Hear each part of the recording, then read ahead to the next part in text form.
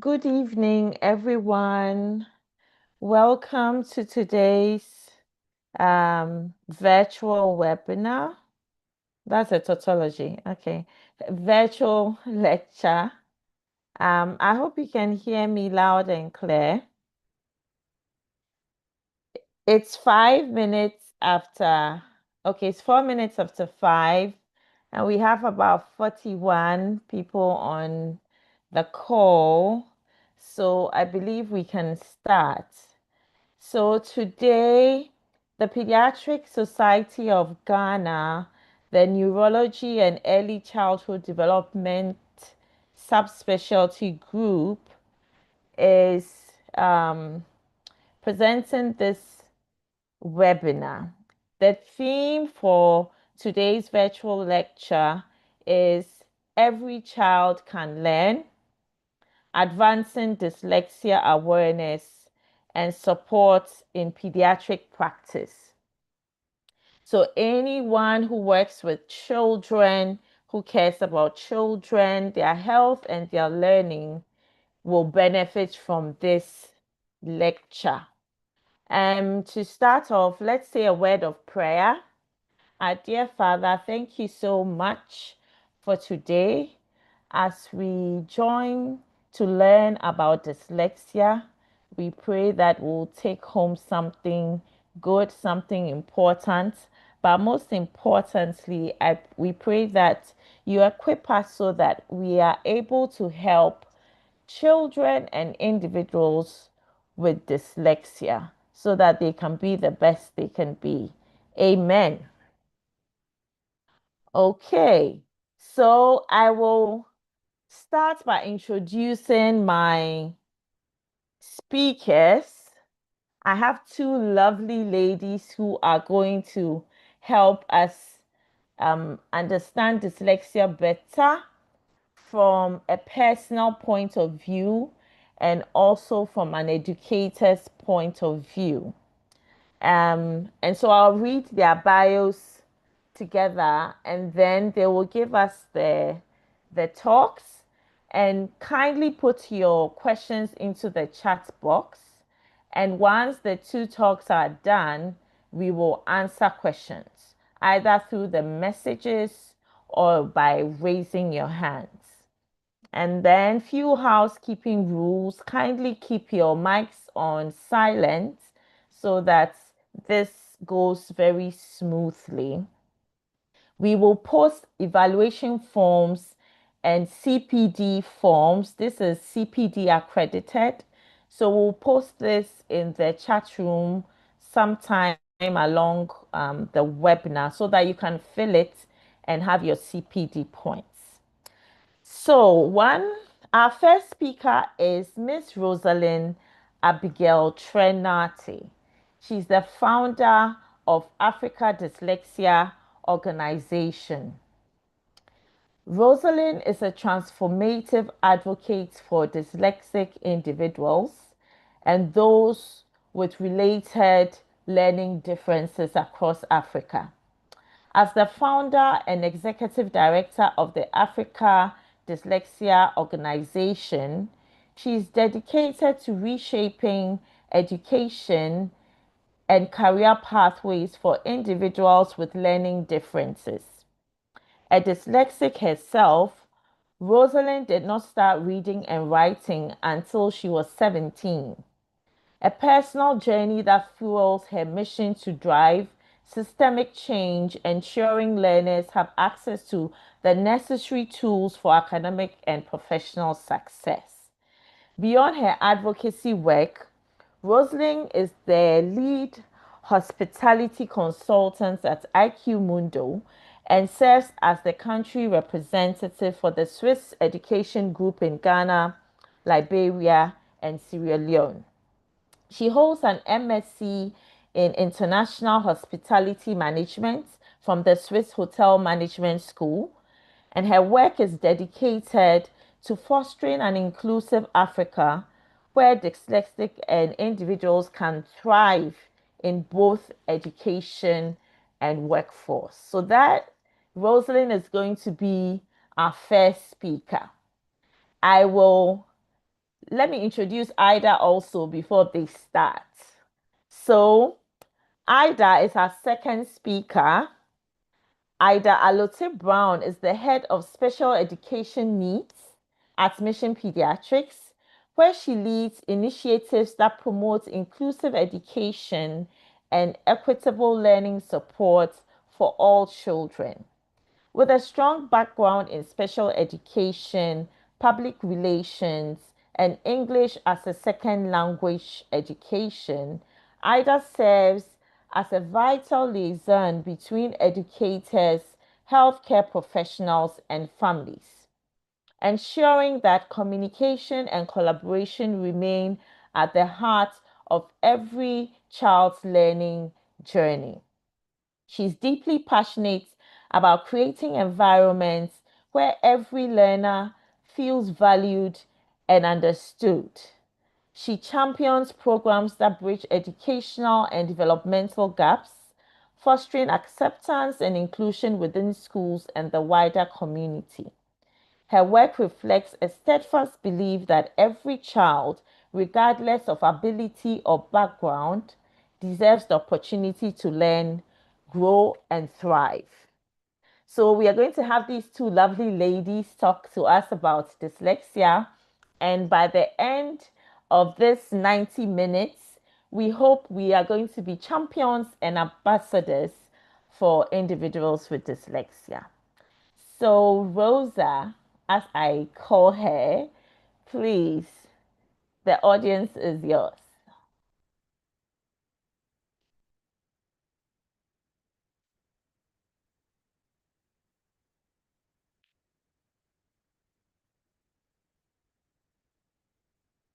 Thank you so much, Dr. Mabel. It's a pleasure to be here. Hello, everyone. Hello, family. I'm honored to be called upon to share some few message about my personal life with dyslexia with you all. Thankfully, we have Ida here who is going to break down what dyslexia is and all the insights of dyslexia with you. And so today I will go by sharing my experience as someone who has experienced dyslexia and still experiencing dyslexia. Professionally, I am a hospitality consultant and also a chef.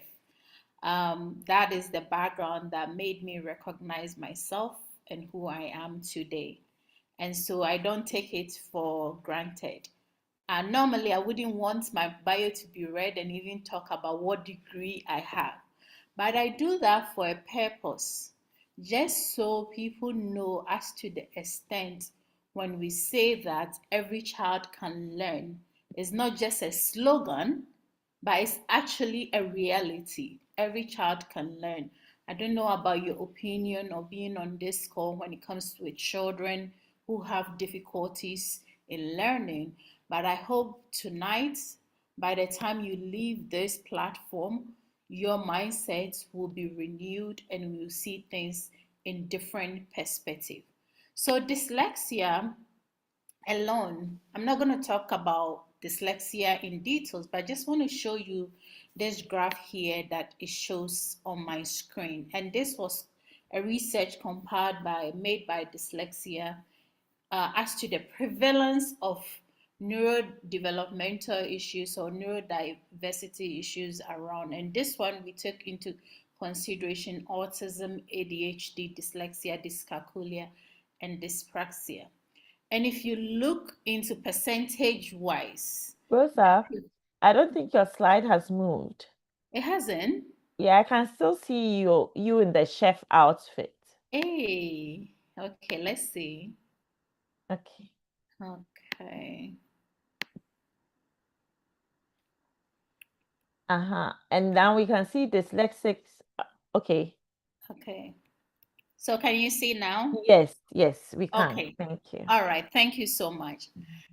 So if you look at the percentage wise, the representation of dyslexia is a huge issue that I wonder why even in 2025, people within our schools, our parents, in the health sector, everywhere don't even know what dyslexia is. It is very prevalent, it's very common. And for me, when I want to get you to understand it better, I ask everybody who sat in the classroom that you were laughing at someone that, oh, wait, this person, they are so lazy with academics. When it comes to dictations, they will receive all the K's. I know you sat in a classroom with somebody. I'm not suggesting that all those people who were exhibiting those difficulties could be dyslexic, but they may be until we get them diagnosed. So it has been part of us, it has been part of our parents many, many, many years and over. But now the awareness is coming.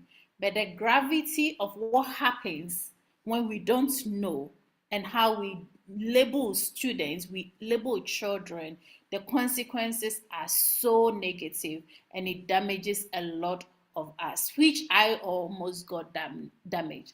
So if dyslexia is about 10 to 20%, that means it's very high. Why don't we know? Why are we not talking about it? Why are we not training teachers? Why don't we have a lot of health professionals that are looking into this? So I hope by the time we finish here, you will have something that you can consider looking more into as a profession. So this is me. This picture you see over here is me at the age of 17. Over here, I was almost about turning 18 because I think this was somewhere in June when I took this picture and I was in JHS 3. All the girls you see on the screen with you were either 14-year-old or just like 14 years old or just 10, 15 years. And so that means I was behind my class of about 3 years. Okay, so I was the eldest here, and I was also the one who was considered Hutia Bompa, where the Onimshe. Okay, at this age was when I started recognizing and picking words in a book. And so something happened here. As we are standing here, I think this was the last picture we took in school, was BECE time. And for me, during BEC, I would even register for the BEC. This was the school I was attending in Sohom. It was a boarding school. So my parents came over. I was not going to be registered, even though I was in JHS 3. The school was not going to register me. But for this time round, my parents came and asked the school to register me as part of the candidates to sit for the BCs because Charlie, I was growing, so I need to move on. But the school said one thing to my parent that unfortunately no, we can't register Rosalind as part of our candidate to sit for the BC. And their reason was I was not good. I just basically started picking words and identifying words. I still make a lot of mistakes. I still cannot read about 80% of the words I see. And so they're afraid they cannot register me because I was going to bring down their score because it's a high performing school. And my parents were like, you gotta register her. And the response from the headmaster at that time was, well, if you think your daughter is outgrowing the class, what we can do is she can still be here in the school, but you might have to take her to a nearby village and find a public school who will be willing to register her as part of your candidate to sit for the BC. I'm getting a bit emotional here because just going into memories at that time. And that's exactly what my parents did. And so we went and registered me in a public school.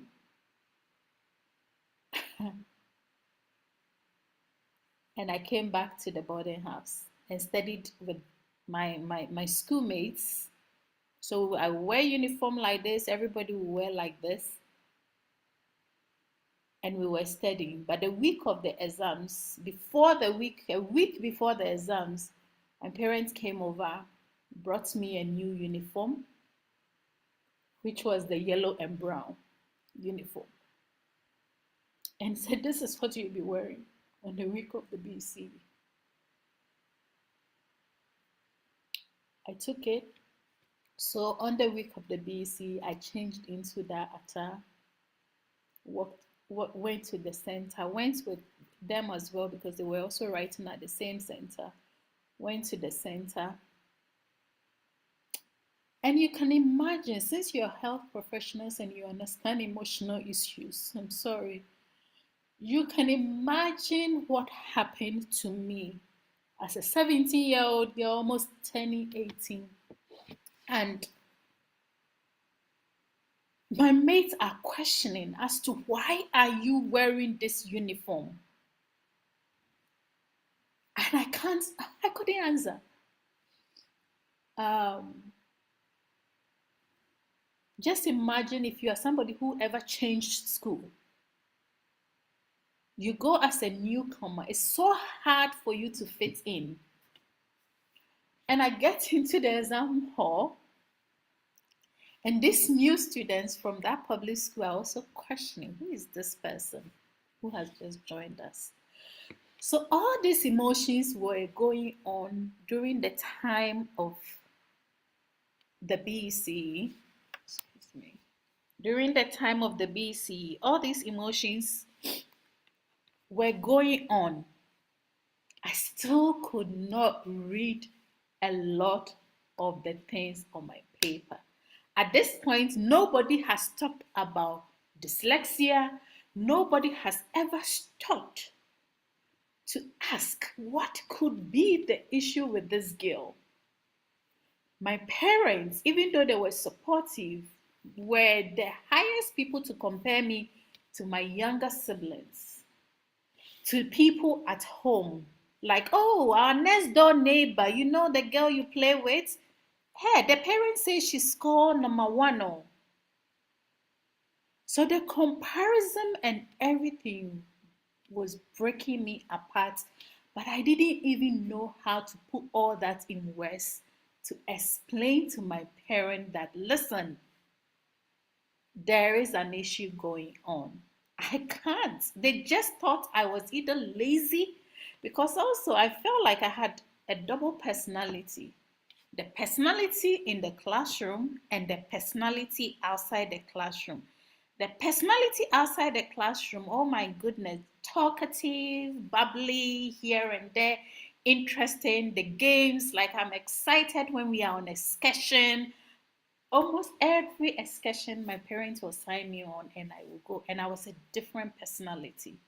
And to date, I question myself why nobody for once stopped to ask that, but you crowd, why do you get so excited when it is sports time, when it's excursion time, when it's extra curricular activity that does not involve reading and writing? Nobody for once stopped. And so this went on and this went on to that stage of BEC. And listen, the school was so right.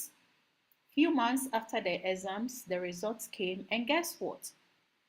I had scored so poorly. And so now all the story as, oh, we said it, you are so unserious. Oh, Pagrodi. Oh, you are so lazy with academics. All those stories confirm that yes, I was on a journey that I would never amount to anything.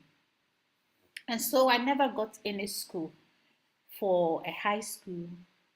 And so it was about, what do you want to do? Do you want to go and do hairdressing? Do you want to go and do at the palm, which is tailoring? Not today, it wasn't called fashion. Um, so at that time, they tell you to go and do some of those things. It's like, you dear, they've thrown you away. Oh. Because all your mates are going to school. But it took one gentleman who was just a year older than me, just a year older than me. And that's why we all can make change in somebody's life. The person doesn't have to be your daughter or your son or your relative, but you can influence somebody's life. So he was just a year older than me. So that means he's almost turning like 19 and I was turning 18 September. And this guy heard the news and came to our home and said, Abigail, I've heard all that is going on. I've heard you're not going to go to school. Your parents are suggesting, everybody's suggesting something to you, but I also want to suggest mine. And I said, what is yours? And he said, oh, mine is that you should tell your parents to take you to a culinary school. And I was like, how? What's a mistake of vocational school? You know, by that time, vocational school also had this stigma attached to it. Even still to date, it has this stigma attached to it where it says that, oh, I'm going to vocational school, vocational school. But this gentleman insisted and said that I think he would do well in vocational school by studying culinary. And his reason was whenever there was vacation, I would bring all of them together and cook for them. I made my first meat pie, fish pie without anybody teaching me how to combine these ingredients and shared it with my friends. So this guy was observing all those time. At that time, I mean, you get this coal pot and you put the, oh, I've forgotten. It's like a box. You put it on it and you use it to bake. And I made my parents buy me some at a young age. And I was doing all these things with it, not knowing Evans has taken a note of it. And he thought that was what I would succeed in. And true to his words, we got the prospectus. My father was a bit hesitant because he taught vocational school, especially catering. It's expensive. And he wasn't sure if I was going to do well in the school or going to waste money. But he gave me one more chance, and they all said, this is your last chance in school. So go prove yourself. Took me from Suhum straight to Koforidua, reported me to the school that, oh, this girl, please, we're bringing her here. She's troublesome. She's this, she's that. We don't want her to sit at home and get pregnant. So you please have her here for 3 years and hopefully she will finish and come out well. And that's how my father left me in the school. And I do not blame him. He didn't know. And for all of you to be shocked, my father is an educationist. He went through the ranks and became a principal of a high school before retiring. But he never knew about dyslexia. In our neighborhood, we had a nurse who was my mom's friend. The nurse never knew about dyslexia to even come in because my story, it was like, how do we say, an outside case. As long as you're in a family cycle, you know that this girl needs here born. So if somebody knew something, they would have said it to my parents to ever pause and have me assessed. But this never happened. But you know, God's ways are not our ways. That school that my father said, I'm just getting her to go through so she doesn't get pregnant, was actually the foundation that I needed. That was the school that made me find myself, that I realized that school was for me. I became, for some miraculous reason, my attitude towards learning changed. I became very understanding and very involving. I started performing well. And at the end of the, thank you, Dr. Babel. At the end of the semester or whatever term, my father came to pick me and they called him Mr. Cherkam. Is Rosalind the same daughter you refer that you had no expectation of? And he said, yeah. What has happened? I hope she's not in trouble. And said, no, far from that. Your daughter is good. And we think this place is good for her. This is what she did. This is what she did. Her reading is even improving. And so we think this place is good for her and we think she's good. Ladies and gentlemen, in my entire life up to that time, this was the first time I remember an educator speaking positive words about me. My first time, and this was spoken by Mrs. Edina Ameteme at Liberty Specialist Institute, Koforidia. She's still alive, and I love her so much for those words. So when we were on our way going, and I just kept saying, she's good. This school is good for her. She's good. I said, me, from this moment, anywhere I go, people will say, I am good. I am good. I'm not taking anything less. And that has been my hallmark till date of whatever I do. At all these points, I didn't know about dyslexia. They didn't know about dyslexia, but all that we knew was that I found the school that I belonged to and I was excelling. I went through 3 years. I performed very well, either first or second in the school, came out very well, got a very good job. That was when Fiesta Royale has just opened and I got a job there. At that time, it wasn't Fiesta Royale, it was called Crystal Royale. Later, the name of that hotel, Ajolu, changed to Fiesta Royale. And then I just went through from Movenpick. And then the next thing, I decided to do my bachelor's degree. Now, bachelor's degree, I didn't have SSC or SHS. And so what I did, I waited till I got to mature student entrance exams age. I studied for 2 years and went into the school and did hospitality management for my master's degree. Came back to work and decided to go and do my master's. Now, this is where the dyslexia set in. It was during my master's time that a lecturer asked me if I'm dyslexic. And I was like, what are you talking about? Proud before that, this was in 2016. But proud before the time the lecturer said this to me, I don't know if any of you know Farida Bedoui. So I used to narrate my story like this to talk on platforms. I've been doing it for years. And one time she just called and said, but you, Rosa, you're always saying this. Me, I think you are dyslexic. And I said, what do you mean? She said, dyslexia. Now, when I heard the word dyslexia, I was like, okay, I will check. When I was going, I was like, Farida Pa. Me, the way I have suffered in my life. Dyslexia, what is it? Some disease be it this woman want me to go and put on myself. Me, I don't want any stigma again. No. So guess what? I did not research that. And I moved on. Until Dr. Moyo mentioned it that, hey, are you dyslexic? Tell me about your childhood. And when I narrated to him, he just sent me International Dyslexia Association website and said, I have no doubt you might be dyslexic. Go and read. Take the screening there and come back and let me know. Oh boy, I opened the website and that night I did not sleep.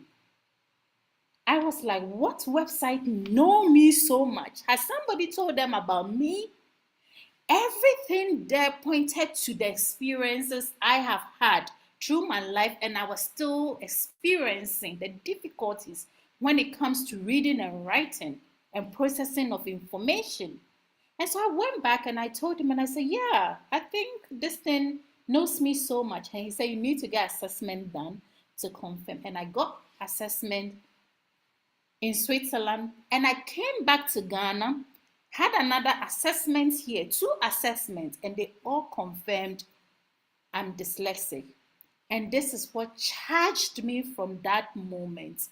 I started looking on the website as who are the people who are dyslexic, because at that time I've learned about Richard Branson being dyslexic. And I typed and I was looking at an image like what you see right now here. And I was seeing, oh, Albert Einstein, Leonardo da Vinci, Whoopi Goldberg, and the list goes on and goes on. But one thing that hits me so well was, where are the black people who looked like me? I couldn't really see. I saw, okay, Muhammad Ali, but I'm like, okay, Will Smith, okay. But then where are the Africans? These people, yes, they are blacks, but they are not from Africa. Where are the Africans? I couldn't find. And that was what struck me to remember those times when they would make A and B and C class. And we, those in the C class, yetia bon. But within that C class were so many talents. And one person I remember so well, Nancy, would have been an Olympian for Ghana and for the world and for Africa by now. But as we speak, she's somewhere in a village, 6 kids, hardly can make ends meet. We contribute money for her. And not just Nancy, so many people. So when I look back, I realize a lot of them, it's only few of us who pushed ourselves to get where we were or we are today. But then a lot of them also, they just gave up. And that for me tells me for Africa, a child who has dyslexia or a child who has any form of disability is at a disadvantage. What we say is they are less, they are not capable, they can never amount to anything. So, whilst other race or other continents are shaping and helping to build the minds of those that they identify as dyslexic, who are becoming the innovators. We are all using iPhone today, Steve Jobs. As a dyslexic, are you saying we cannot have even the Steve Jobs of Africa or even better ones? We can have them. And for me, that is what drove me when I was searching for the informations on our continent as to what is happening in our education spaces, in our health spaces, in our workplaces with parents. The answer was still no. Coming back to Ghana, asking questions, going to the Ministry of Education, speaking to my own father, speaking to colleges of education, the answer still pointed to what my father said. He doesn't know about dyslexia. And this was what? 2019. So I went back to my work because at that time I was working at Disney. I didn't have time. I went back and I said it in my mind. If one day I have time, I would establish the Africa Dyslexia Organization for Africa. I would establish an organization that will be comparable to what the International Dyslexia Association means. Because I didn't understand why we have the International Dyslexia Association, the British Dyslexia Association, the European Dyslexia Association, the Singapore Dyslexia Association, the Australia Dyslexia Association. The list go on. And there wasn't really much happening on the continent of Africa. So I made that mental note. When I have time, I will do this. And I left it. Then guess what? 2020 came and COVID pandemic. And guess which industry was also affected very well? Hospitality. So I was forced to come back home and rest. And during that resting moment, this idea was born, Africa Dyslexia Organization, to create awareness, advocacy, provide teacher training, conduct research, and mentor our dyslexics so that in the next 10-15 years, I can tell you, you will be seeing names and faces, and not just faces that are not like people like me, but faces that we can recognize from the continent of Africa. I'm not an expert like you. You are an expert. I'm not an educator, but I believe I could use my voice and my story to create a change, and we can all come together, collaborate, and make that change happen. Because if we don't do you know what happens? Research has seen that one of the gateways to the prison is children who have learning disability or learning differences. Because when they get frustrated, they get out of the house. The group that will welcome them might be a group that we don't want. They will be on the streets. The next time they will attack you, they will steal from you, they will stand in the traffic begging you. You say they are worrying you. No, it is because society has pushed them into that. We say that these children are not good. So you as professions here, professionals, pediatrics, you have a big role to play. When the child is very young, you are the first person they come to you. They come to you for you to look at them, ask questions, be inquisitive, because the parents don't know, but you can educate them. Okay, you can educate them. Is your child talking? Is your child recognizing sounds? Is your child recognizing words? You can probe them and find out about this. And please, when they come to you and you are seeing the signs, don't keep telling them, oh, onya, when they are growing, onya. Let's start investigating the issues from now, because early identification has power. Early identification can turn so many things around, because when you identify early, you support early, and the challenges will even be very minimal. But when you delay for them to get to my age, 17, to get to my age in my 30s before you diagnose me, Master, there's so many things that could have happened to me. I have cut the story short for you. And so tonight, I am begging on you that you can do better. The delayed speeches, the coordination concern, the frustration, the poor recall, the early literacy struggle. Just be interested. The children are not stubborn. They are not unintelligent. They don't have attention issues, as in, oh, because they love playing, when it comes to book they shut their mind. Maybe there is something concerning, something urgent that is going on.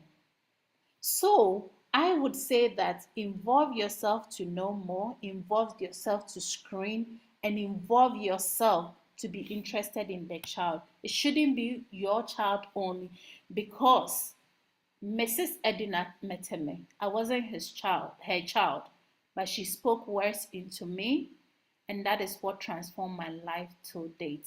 And I leave you that we can make that change regardless of who we are, whether we're a teacher, whether we're pediatrics, whatever settings that you are.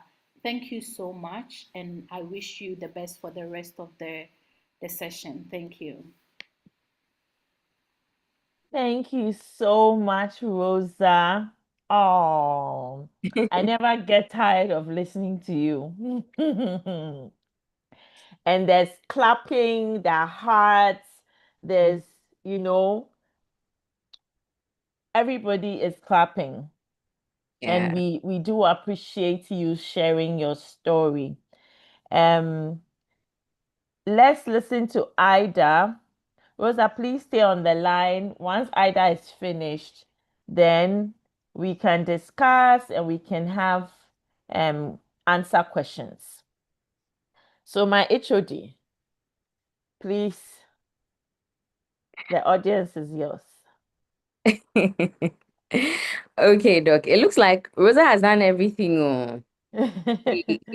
She has taken over the show, and I am happy for that.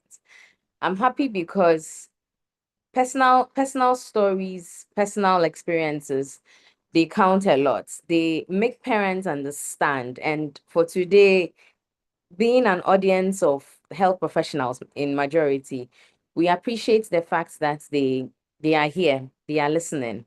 So me, I'm not going to talk medicine. I do not know medicine. I am just going to take it from the perspective of an educator, and then we would narrow it down to see how we all work together. Yes, so for this year, the Rosalind mentioned an organization that was introduced to her by her lecturer, the International Dyslexia Association. They have come up with a new definition for dyslexia, because it's like now the concern was only people focused attention on, does the child swap? B for D? Does the child swap U for N? Does the child swap P for Q? These were the major ones that we tend to look at as to, oh, if the child is not exhibiting such things, then it means the child is not dyslexic. But is that the case? No, it isn't. So for this year, they are helping us understand that it has to do with a specific learning disability. And when we talk about learning disabilities, yes, as medical professionals, you know what disabilities are because of your medical models and all that you work with. And for us, we are focusing our attention on the difficulties that the kids tend to have in terms of reading and or spelling, because everyone's own is different. How well does a child read? How well does a child say things? Yes, someone can read, but then the person can also be dyslexic. There are varying factors, there are varying concerns. Some are said to be as a result of genes, as a result of environmental factors, as a result of even neurobiological effects and all that.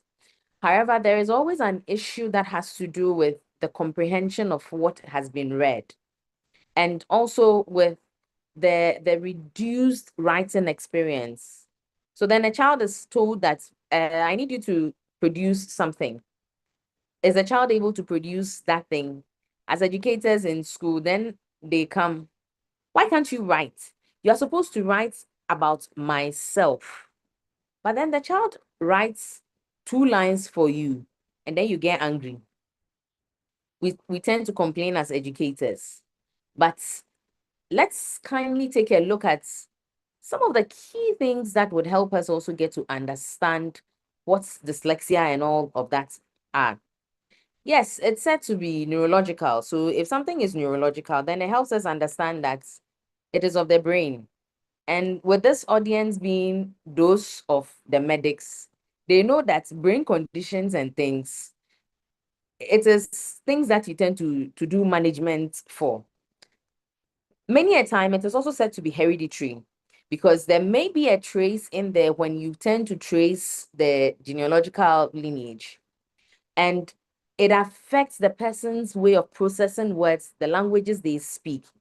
And unfortunately, there is no cure. Just as Rosa said, even till at her age currently, she is dyslexic. It means it is lifelong. There is nothing we can do about it. But does that mean that it tends to affect Rosa's intelligence? Is she unable to do things? Definitely not. She has a master's degree.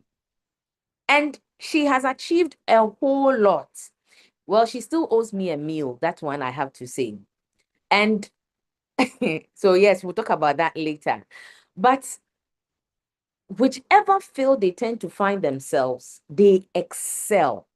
Why do they excel? They excel because whatever deficiency that they may have at a point or whatever thing they may be lacking in, they have that skill to improve and even do better at their best capacity.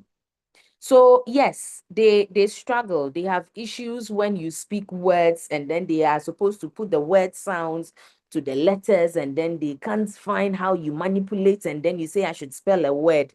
That happens a lot in terms of their phonological awareness. There also comes times when the ability to even think about what has been said. Ah, okay, so you said I should write or spell this. How do I even break the words down into the various units or components? How do I put them down? That is also a challenge that they would have. Aside that, spelling starts work. Number one, then we mentioned. Number two, we mentioned. Number three, Adwa, where are you? Madam, number one. Why? Because I am slow in processing things. But does that mean that I will not be able to give you what I need to give you? Definitely not. I can tell you anything that I need to tell you. And yes, no two dyslexics are ever the same. Every single one is different from the other. So you may even find some dyslexics who would never swap B for D, but they would also have a challenge in sequencing. And they may not be able to tell their left and right and then which directional signs and which place I should pass and whatnot and all that. That is also there. Yes, as universally known, it's said that out of 5 people, you would definitely find one who is dyslexic. And this is generally known, even Nessie has been able to help us understand that 1 in every 5 human beings, so kind of calculates the number of people you may have coming to your facilities or your medical centers trying to get help, and parents who come to you saying that my child is not doing well. We have tried this. The teachers are saying this, that I'm getting frustrated. I'm doing this, I'm doing that. Please keep it in mind that probably that one individual in there may be dyslexic. Then remember Rosa talked about how it affected her? Yes, it affects every single aspect of their lives. Because in school, you see at which age Rosa wrote their BEC. Do you remember? Between 17 and 18, right? Even in terms of family, Mitiew, Akweya Boama, everybody in the community gets to hear that Rosa is not doing well. What about that particular child whose parent has brought him or her to the clinic or to your medical facility? Think about your own workmate you may be having and the challenges that person may have in terms of recording things. Bear in mind that in whichever aspect that we tend to find ourselves, it affects all the things that we tend to do or all the various aspects of our lives. But then if it is affecting us in that way, then what are some things that we need to consider? Rosa mentioned some of them. My child is not talking. Oh, as for we, our family, our children, they don't talk early at all. But when they start talking, especially the boys, they tend to say things like this. Oh, maybe they take this word and then they'll change it into this manner and then they'll say it in this other way. Oh, it is not with our families. We don't have that struggle. We don't have any issue. Please ask further questions. Could it be that there is someone in the family who even has a reading problem or a reading challenge where they are unable to even come up with things, say things, read out things? They may shy away. Is a child struggling to even recite the rhymes at their age level? Or do the parents come and tell you that, the teacher say that my child, she's always mixing things up in her book. Every day she's doing this, she's doing that. She is not able to write. She even sees the thing on the board, yet she can't copy it. Why can't she copy the things right? Ade, you're not copying things right. Only you. Probably that child may be showing you signs. Aside that, how well is the person able to even pay attention? So then they say, this person, he's a class clown. Oh. Everybody in the class knows him to be a joke. Why is that person being called a joke? Why does that person tend to be the clown of the class? Could it be that that person is just trying to relieve their attention or relieve stress? Is the child able to even follow through with the diverse instructions and consents that the teacher says you should go and pick this and put it here and then go to this person's house, tell the person that I said you should do this, do this, do this, and then they come. My child does not listen. No, my child, they do not listen. Every single day I keep talking. When I give her instructions, she's not listening. She keeps doing this. The same thing. When I tell the sister will quickly do it. Could you let the parent pause, take a moment, think about the instructions they are given? How many are they? How many can the child take? Could that possibly be a sign? And then they keep forgetting all these things that their parents have been told to them. And they get to learn one single thing, the same thing over and over and over and over. One thing they can't learn. Small sentence, one sentence you can't read. Or you may give something to the child. The child goes home. My teacher says tomorrow I'm going to read. Mommy, can you help me with this? Then the child starts. Or rene baba. Just like the person is giving you some recitals or something from their head. Then the child comes, you pick the book, the child starts, goes and goes on and on and on and on and on and on and on. The very moment you say, hold on, you have caused trouble. You have caused trouble. Why? Because you are making the things scatter in the person's head. And when that happens, everything goes haywire. Please, with these ones that we've talked about, are there things we can do to support them? Are there ways in which we can help them? Yes, Rosa is nodding. Dr. Mabel is also nodding. Yes, there are several things we can do. And the first step as clinicians is we always plead with you. We plead that when we have issues in our classrooms, when we tend to see things that are not going on well, and we make referrals, we tell you, please send your child somewhere. Let the doctors assess the child. Let the child get to know. Let's find something. Bring us something. When they come to your space, just as Rosa said, I'm repeating, do not tell them that, oh, wait, onye. In me, my family, I have plenty like that. Please let that be in your family. Let's get help for that particular individual at your facility at that very moment.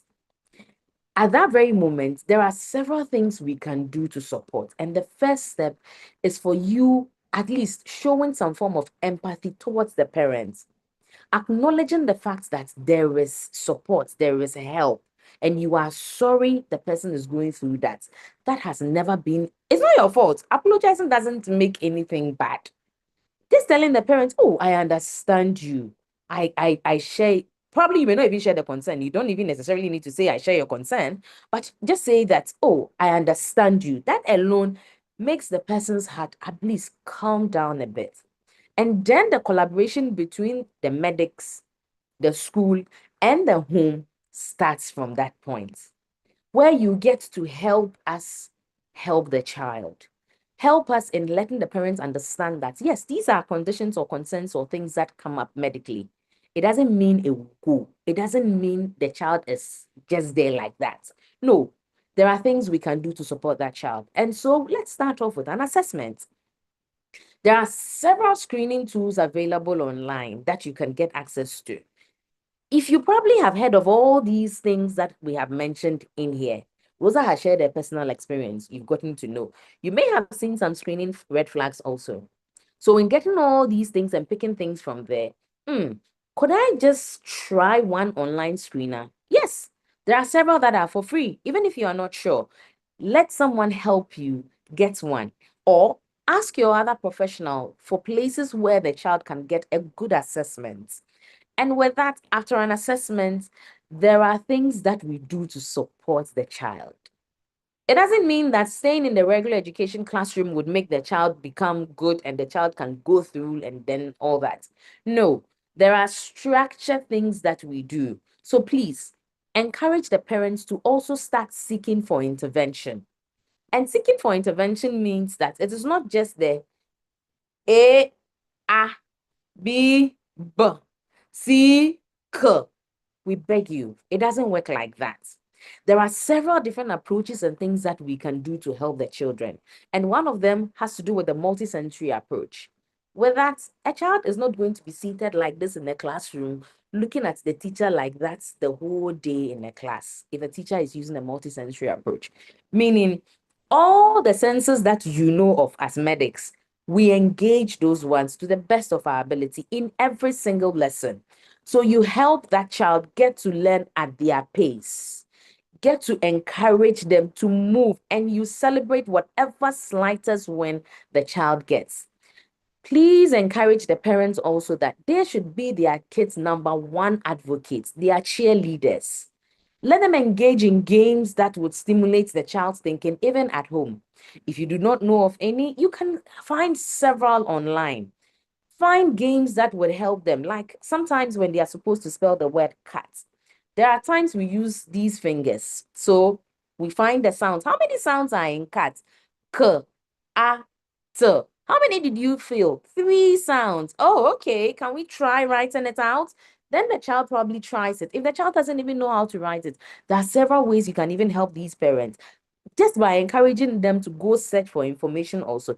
It is one thing that helps us also. Then everyone has high expectations for their kids. Everyone wants the best for their child. And in wanting the best for our kids, we tend to sometimes forget that we should set reasonable targets and standards. Please encourage the parents to take their time for their children. They shouldn't be overly anxious. Yes, Rosalind mentioned that in the world, you tend to look out for dyslexics, and you would find quite a number of people who are dyslexics. Yes, plenty. But in Ghana, do you know that the Africa Dyslexia Organization has also been able to put together a number of them? This is not, the list is not exhaustive. And the signs and red flags and things we give you are not exhaustive also.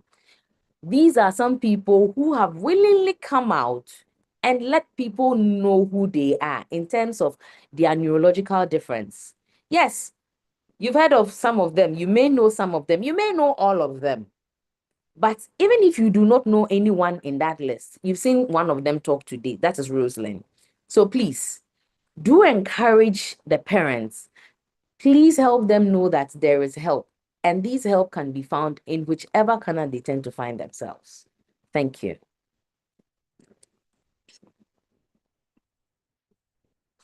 Thank you. Thank you so much, Ida. And thank you, Rosa. We have time for questions now. And I think there's some in the chat box already. So let me start reading. So, Rosa, somebody said, really sorry about everything you went through. First time I heard about dyslexia was from the movie Like Stars on Earth. Yeah, I've seen that movie. Very, very moving movie. And then there's a question. Thank you very much for your passionate, deep sharing. So, Rosa, this question is to you. Please, where can children be tested, or how do we have access to a dyslexia test? And where do children get help to learn? So, Okay. yeah. Thank you. But where do we get tested, dear? You have the answer right sitting in your face. Mission Pediatrics, they will have you assessed immediately.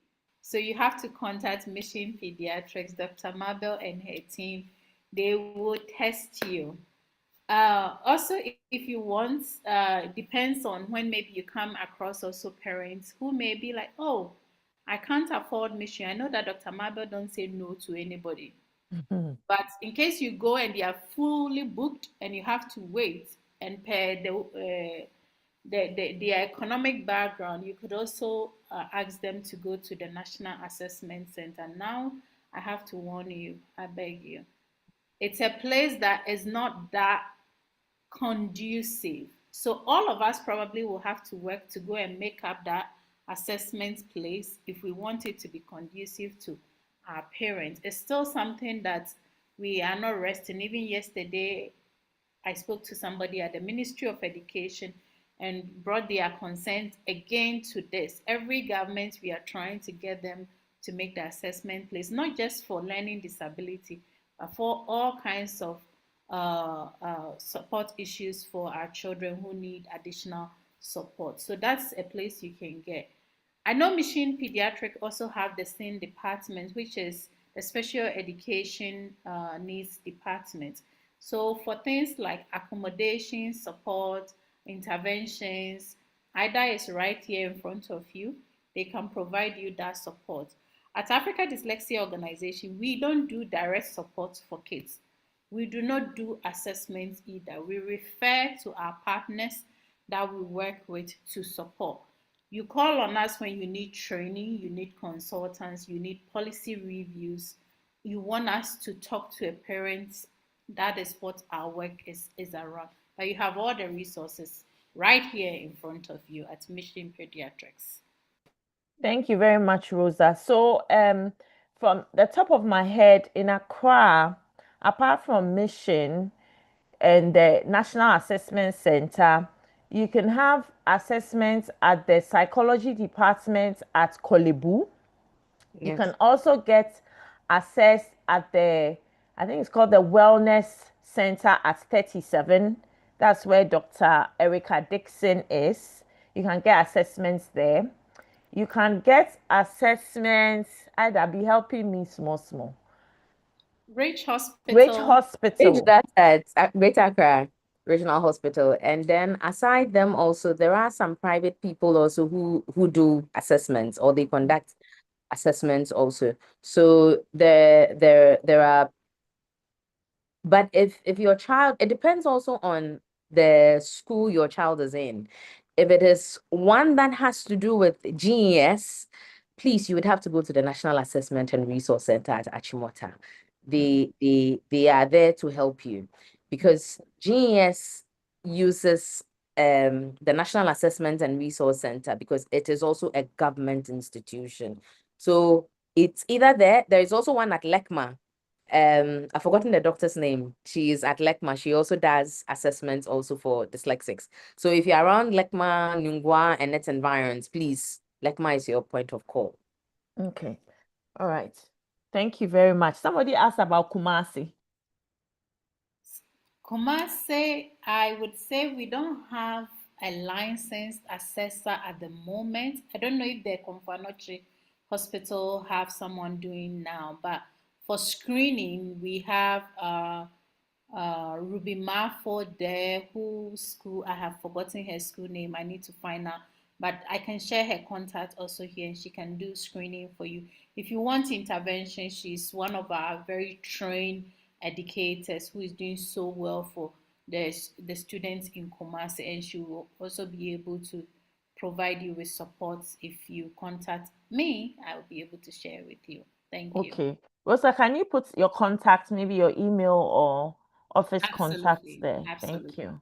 Okay. So the next question says that, um, okay, so before I forget, we have posted the evaluation forms. We've also posted forms for your CPD. So please look into the chat box and do that. Rosa has posted some links for screening tools in case you want to practice screening. So you can do that, and you can use that as a stepping stone to look for other screening tools that you would use. Doc, Um, I yes. forgot to mention that in mentioning the other individuals, I forgot one. Fafanto does assessments Oh, also. yes, yes, Yeah, yes. How could I Spintex. forget So Fafanta? Mhm. Spintex and its environs, please. Fafanto, it's at community 18 junction, sorry, around the 18 Yeah. junction. Yes. So Okay. if you reach out to us, we'll be able to give you wherever you are and whichever assessment centers that you can get that is very close to you. Okay, thank you. Thank you for sharing your experience, Rosa. Now, Rosa, everybody's calling you Rosa like me. Please, what specific difficulties were you having with learning when you were in school? That's pre-BEC, before BEC. And what was the difference when your grades picked up? Thank you so much. So, I, to date, I have an issue with recalling of words, written words. Anything written, I have issues. So, example is you can open your book for me to copy you. You are 100% student. I sit by you, you ask me to copy you, and still I will end up getting zero. Because and I don't know, Dr. Marin, how you describe it, because by the time I look at it, come back to my page, it's gone out of my memory. Secondly, I will be able to talk like I'm talking, but when you ask me to put the same thing on a paper, I will not find my spelling to you. I was just trying to, if you look in the chat, I was just trying to type hospital. And you can see what, after I posted was when I remembered how hospital is actually written. And so Mm, these are the difficulties. And our school settings were more of dictation, reading out loud of paragraphs, and then also because I'm a very kinesthetic and a visual tactile learner, the reading and writing was not my best mode of learning, because you, the teacher, you come and stand, you talk, and you ask us to put it on books or copy it. And also at the time, that there's one thing they do, and I think they probably still do it here, where the teacher teach you and they want you to copy exactly, or in exam state exactly what they had told you or given you the information. I can't. I want to come and express it in my own understanding. But that's when I do, I get zero. Even if the end goal, I answered it, they will mark me zero. So these were some of the challenges I faced.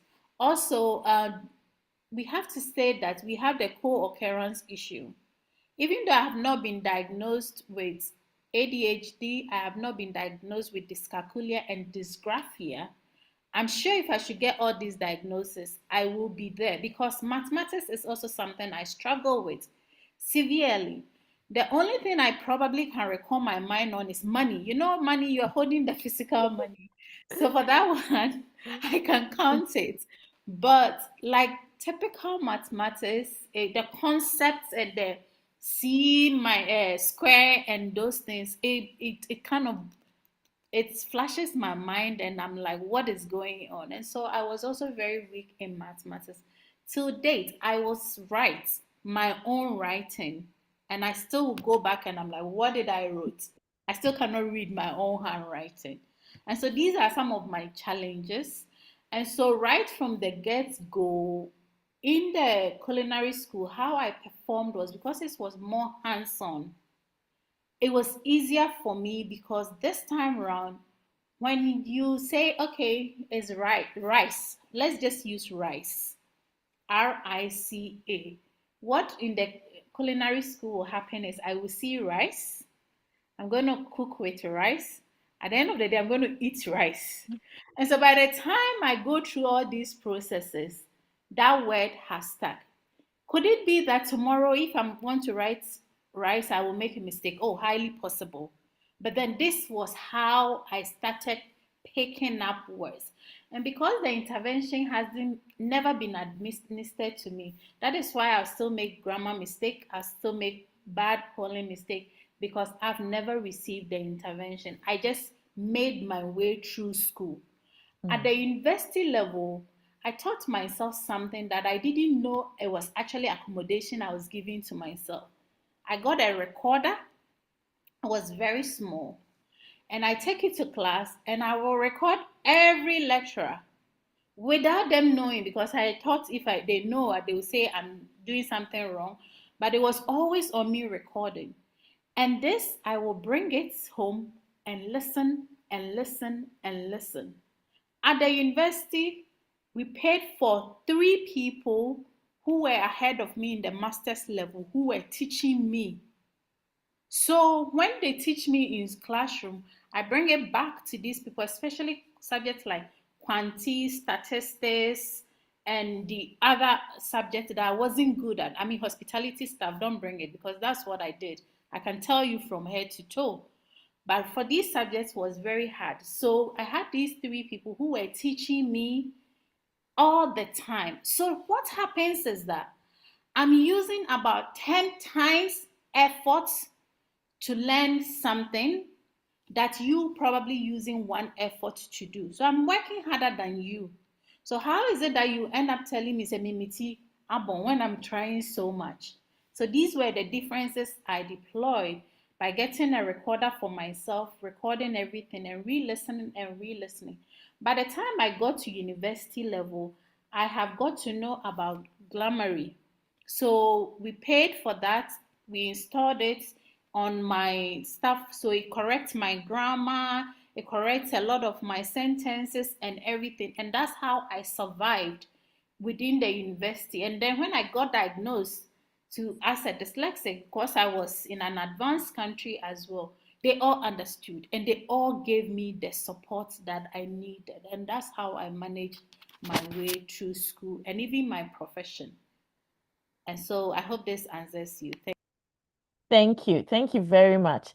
Just as an anecdote, so I think was it Alex who gave this example at one of the ADO? If you are asked to copy Mandarin just now, if you don't speak Mandarin or you don't speak Chinese and you haven't written or read Chinese, and they give you a sentence to copy, you will behave like a dyslexic because when you're copying from the board, it presupposes that you can spell the word and you can hold it in your memory. So I can see cat and I know cat in my memory. So when I'm writing cat, I don't need to look at C and look at A and look at T. But if you are reading Mandarin for the first time, they say you should copy those characters. We will all do the same thing and look and still get it wrong. And that's what happens. Okay, so that's just by the way. Um, the next question says, what if the child is a teenager? Where can the child be assessed? I think all the places we mentioned can assess children and adults. So it's the same places. Jacqueline says, I'm an educator in the US and Rosalind is an inspiration. Based on my experience, the skills and strategies used to support dyslexic students are also of benefit to all students because they are rooted in best teaching practice. I agree with that 200%. 200%. Okay. I knew Esther you would. says, how much does it cost to assess a child for dyslexia? I think it will cost differently at different places. I'm not sure about the National Assessment Center, but that will be the most reasonable. 300. Agnes, 300. Okay, 300. Thank you for the presentation. Please, at what age do you pick up red flags so you can seek for help early? Please, any of you can answer this. So in my presentation, the first three that I started with, they are actually from the preschool ages. For some countries, one thing I have learned is that they usually do not assess dyslexia before the age of 5 or 7. Some places do not do that.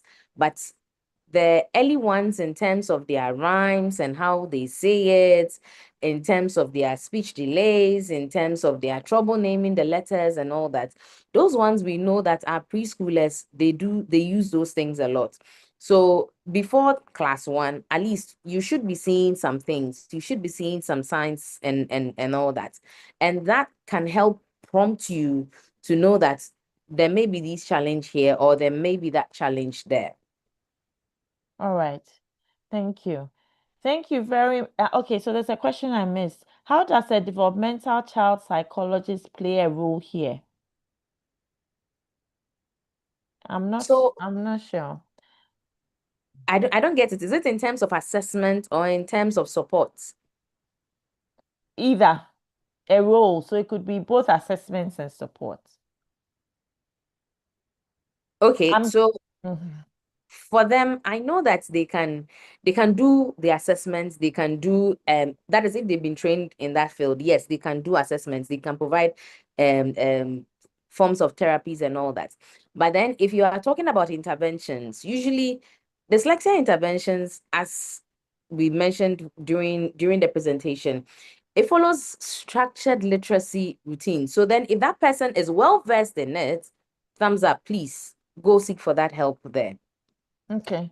So, to add to that, a developmental psychologist, child psychologist, depending on if this is somebody who has, it's like has a degree from Legon, usually they would not be able to assess for dyslexia. However, if it is something they are interested in and they've done other specialization, then they should be able to assess. So it really depends. And not even all child psychologists would be able to assess. So it should be some subspecialty or some training you've gotten for assessments, then you'll be able to do that. Okay. The next question says that thank you very much for a wonderful presentation. I learned pure honey given to children after 2 years onwards boost their intelligence or IQ. How true is this, or is there any scientific proof? I don't know of any scientific proof about pure honey boosting intelligence. So, if there's anybody, and Rosalind, you want to say something? I wanted just like, oh, no, you should end, but I wanted to add that, Yeah. by the way, dyslexia or any of the learning difficulties has nothing to do with intelligence. Yes, please. Intelligence is completely something different. Yeah. If you look on the picture, the collage I made, and the one Ida shared, all these people on it, oh my goodness, the things they are doing, those that said they even got first class are not even there. So intelligence it does not have anything to do with this at all. The child learned differently. and we need to teach them in the way that they learn, not the way we teach them. If you teach them in an opposite direction from how they learn, then it becomes a barrier, and you will assume the child is not capable, but it has nothing to do with their intelligence. Thank you very much. So, to reiterate what Rosa has said, all the learning differences, so dyslexia being the biggest, with ADHD, with what dyscalculia, has nothing to do with IQ. It has nothing to do with intelligence. The only developmental condition that comes where we look at IQ is the intellectual developmental disorder, what we used to call intellectual disability, but the learning differences doesn't have IQ in it.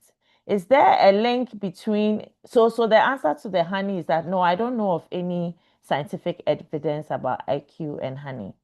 Is there a link between screen time and dyslexia? Of late, children spend a lot of time watching cartoons and other programs that contribute poorly to their development. How can we help such kids? Can I answer this one? Please go ahead. There is no link between screen time and dyslexia. So, as we said, dyslexia is a neurobiological disorder or difference. These days, I prefer difference. Um, and highly heritable. What screen time does is that it can affect attention. It can affect attention. And attention, it's a big challenge in some dyslexics. So if the child has dyslexia and they are binging and having excessive screen time, their attention will be probably more limited, and that will affect their um their dyslexia. But there's no direct link. My speakers, do you want to add to that? Yeah, fine. Okay. The next question says, how is the Dyslexic Society sensitizing teachers and the many parents out there? So I guess the Dyslexic Society will be for Africa is Africa Dyslexia Organization. So Rosa, how is ADO sensitizing teachers and the many parents up there? Oh, I think we are doing a lot, and not just ADO, Dr. Mabel, and all the others, Dyslexia Ghana, Fafanto, all of us are doing our best. For our side, we provide teacher training, a lot and a lot of teacher training. To date, we are marking up to this year's training. In addition, we will be hitting almost 7,000 teachers trained on our foundational training on understanding learning disability, and then bringing it down to dyslexia. So we're doing our best. We also host forums. We just finished our Africa Dyslexia Conference, which Dr. Mabel was a speaker there. So we host these forums, and it's not just for teachers. We even had medical professionals who were there. We also had parents. We have dyslexic students that were there. Oh, most of the times we write articles. We are on televisions. We are talking about it. The awareness is there. But you know what? We cannot do it alone. That's why you are hearing this message today. So we hope today, as you're going out, you're going to be an ambassador to create our help us share the news out there. But mind you, don't just go and see these symptoms and tell a parent, say, oh, Obano, you're dyslexic. Oh. You will spoil the work we are doing, because the moment you go that way, you heard what I said to Farida. Ah, like this your lady pa. Are you talking about some disease? So we're doing a lot. We just need also support, more funding, more resources so that we can do it broadly. But we're doing the Okay. best we could. Thank you. Thank you. Thank you so much. What support is currently being given to children with dyslexia in public schools when it comes to exams? Ida, do you want to take that? And Rosa. Rosa, I Yes. think you know GS even better than some of us. So So yes, there are supports or what we call the accommodations for kids in writing their exams. There are times where they get to have a reader for their exams. There are times where they get to have extra time. There are times when they get to have a scribe. So it all depends on what each child's accommodation would be, or from the reports. That's why we say that kindly get an assessment done for the child. When you get the child assessed, the assessor would recommend or give some recommendations, and those recommendations, we follow it. We use it, especially when they are going to write exams, because we know that some of our kids, they would not be able to write. They would just take their exams orally. So then when they speak, a scribe would write for them. When they can write, they are allowed. They are sometimes when some of them, remember that no two dyslexics are the same. Some of them who can write, they can express themselves in whichever way. They are not marked down based on their spelling, because their assessment report is attached to their scripts and things. So then whoever marks their script knows that, oh, this child is dyslexic. As such, they would have errors in spelling and all that. So they are not penalized for that. But our plea is kindly get the kids assessed, get them the support, and then we can help them. But if there is no assessment report, there's nothing that can be done. Thank you very much. Um, so I think Dr. Mabel wanted to share her experience with dyslexia. So I will let me read this last question, Dr. Mabel, then you can share your experience for 5 minutes, and then I'll take maybe a few hands that are raised, and then we can end. So can you comment on a trend of some private schools giving high grades to children who are obviously struggling with reading and writing? This contributes to them presenting late for assessment. Is there anything done to monitor the activities? I think that one you'd have to take it up with genius, Mm, because this and is private schools. the private schools that do that. If you know of any private school that is doing that, I know they have a body. I have forgotten their name. Is it Um, Nasia or something? no, Is it's it? It's not Nasia. no, it's not. It's with the Association of Private Schools. They have a name. I've forgotten the name. Private School Council. No, they have Okay. an acronym attached to it. I think I'll Yeah. get that Okay. corrected. I'll need to get that. If you know of any of these institutions that are doing that, that NAPS is for the National School, the Teachers Association, but it starts with something. Please, you can forward it on to their authorities, because this is not right. Definitely, they are not helping our kids. If we would want to get the best support for them, let's make sure that we get our kids the support that they need. Let's start off with all the things that we have discussed over here, and then we tend to move forward. Thank you. I have experience that parents tell me that because I sometimes I see I ask them to bring exercise books of let me look at it. And I look at the correct and the things they've done. I'm like, are you sure this child did this? And the parents said, we don't know. And so usually when we do ask, it's aided or the teacher has done it themselves and they've marked it. It happens. Okay. Dr. Mabel, can you unmute? Yes, Yes, please. yeah. Thank you so much for this wonderful thing. I went through life being dyslexic without knowing being it was dyslexia till my second PhD. That's how Wow. long I came. So I'll just say little things about my education. Um, so I moved schools when I was like age 8 or something. I wasn't doing too well there. My mother blamed it on the demographic. It was around Tankansila, some slum area back in the day. So I was moved to Ministry of Health Primary School, and I started doing well. But then anytime it's dictation, because I can never spell. If it's maths, I'll get it. If it's science, I'll get it. But then dictation, and my teacher's like, "What is wrong with you?" I just couldn't spell. So I just knew in myself that I couldn't spell. And then I moved to secondary school, St. Mary's. I love words, I love books, but nobody will give me their book because it will take the whole term to read.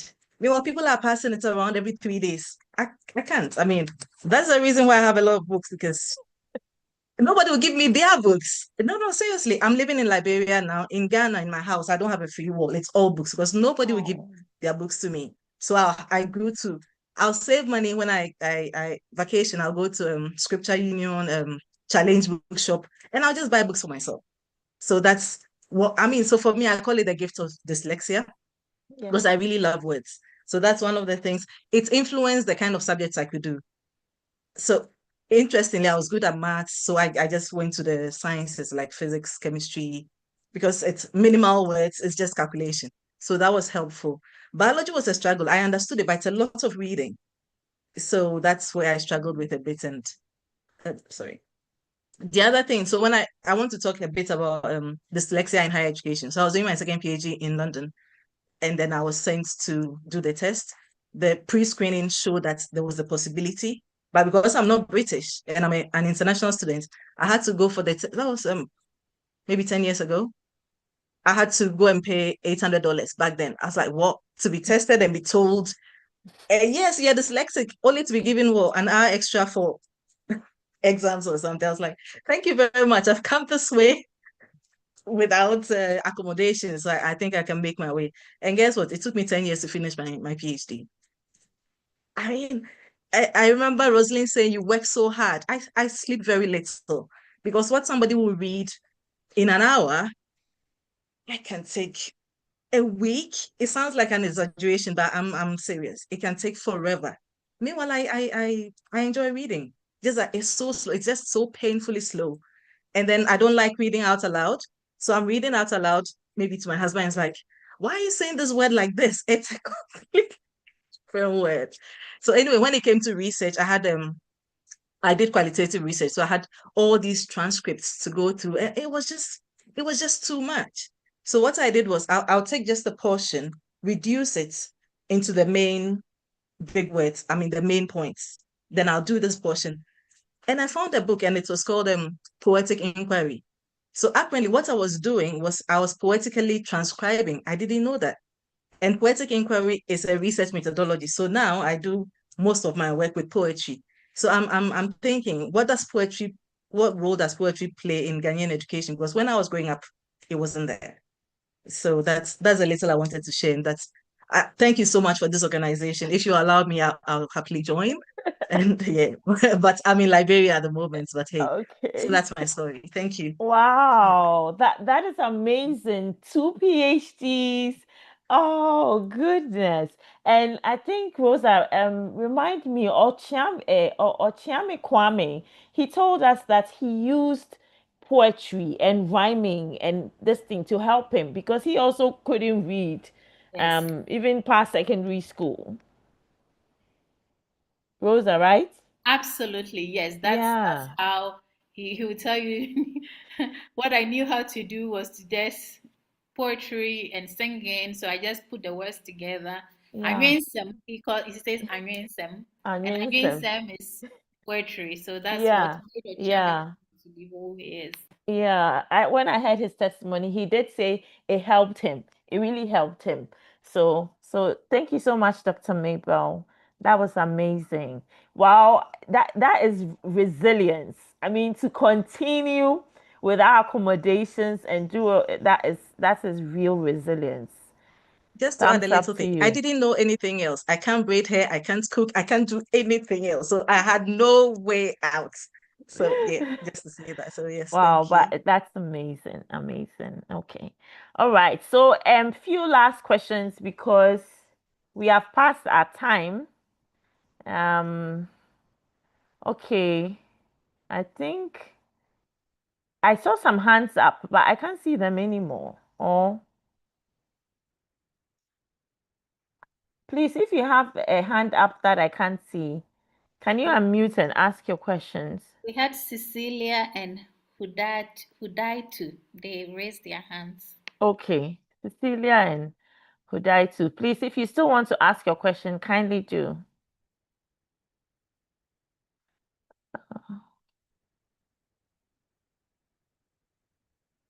Okay. Yes, Cecilia. Do I have to unmute them? Yes, Okay, this Cecilia, is please talk. Cecilia. Thank you very much. Mine is just to add up to what Ida said about the government sector. Okay. I work with the government sector, and what we do is when the regular teacher or the classroom teacher identifies a child with such problem, we have special educators in each schools. So you have to consult the head teacher. The head teacher will invite the special educator, and then we'll take you to the Ashmota Assessment Center so that they write something for you. And just last week, we took one of our learners there because he's about to write BEC. So we were scheduled to come again next week to see the psychologist so that he can be assessed. So that's what we do.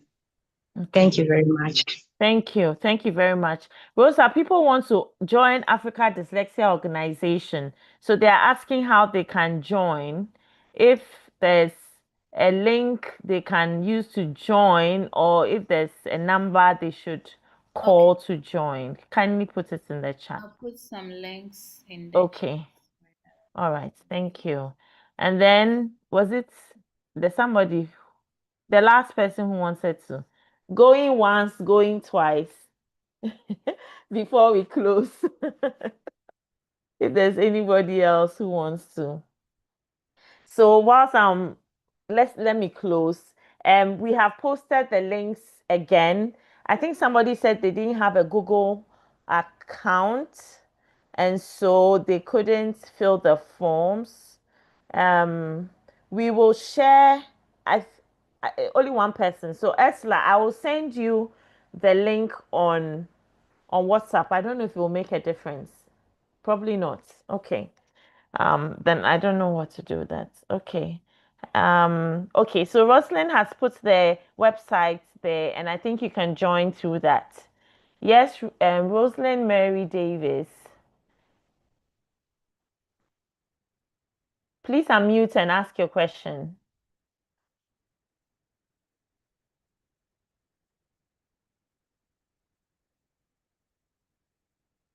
And as Rosalind unmutes, can I say again, as I say to all my parents, that children are not lazy? Actually, I haven't seen any child who is lazy. It's adults who become lazy, but not children. Children are not lazy.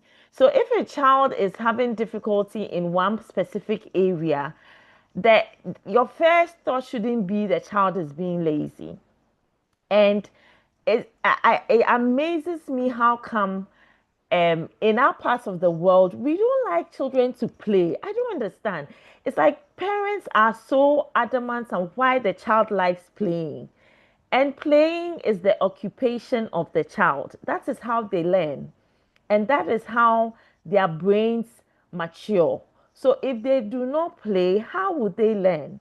The way we learn in Ghana is totally wrong. The way we were taught, rote memory, chew, pour, pass, and reproduce does not take us anywhere. It doesn't give us critical thinking. It doesn't help us to solve problems.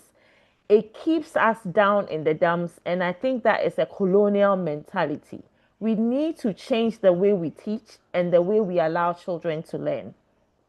Rosalind, do you want to talk now? Mary Davis.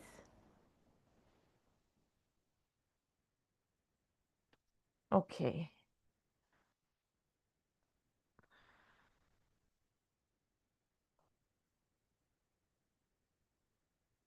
Okay.